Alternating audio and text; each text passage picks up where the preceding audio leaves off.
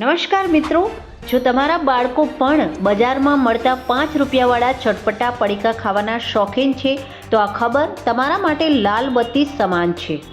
તાજેતરમાં અમદાવાદ મ્યુનિસિપલ કોર્પોરેશનના fruit department અને લેબોરેટરી ટેસ્ટિંગમાં એક ચોંકાવનારો ખુલાસો થયો છે.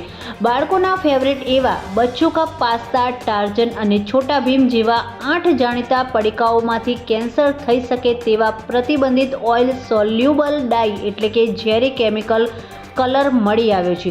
નિયમ પ્રમાણે આ કલર ખાવાના પદાર્થોમાં વાપરી ન શકાય. એટલું જ નહીં, આ પડીકાઓમાં મીઠું અને ફેટનું પ્રમાણ પણ નક્કી કરેલા મર્યાદા કરતાં 3 થી 5 ગણું વધારે છે, જે બાળકોના લીવર અને કિડનીને સીધું નુકસાન કરે છે.